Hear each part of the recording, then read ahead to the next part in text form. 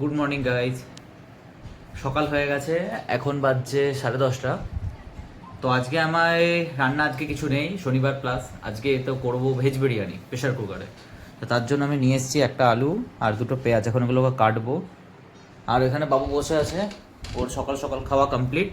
এবারে আমি আমার খাবারের জোগাড় করি। পোলাও ওখানে চাপিয়ে দিয়েছি, এদিকে অবস্থা খুবই খারাপ রান্নাঘরের। তো এখন এর মধ্যে জল দিয়ে দেবো। দেখো আমার পোলাও রেডি হয়ে গেছে, জানি না খেতে কেমন হয়েছে, দেখতে তো ঠিকই লাগছে।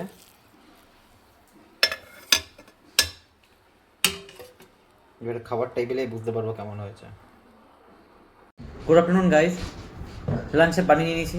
দেখো আমার পোলাও, এটা কেমন হয়েছে খেলাম তো, একটু নুনটা একটু কম হয়েছে, বাকি সব পারফেক্ট আছে।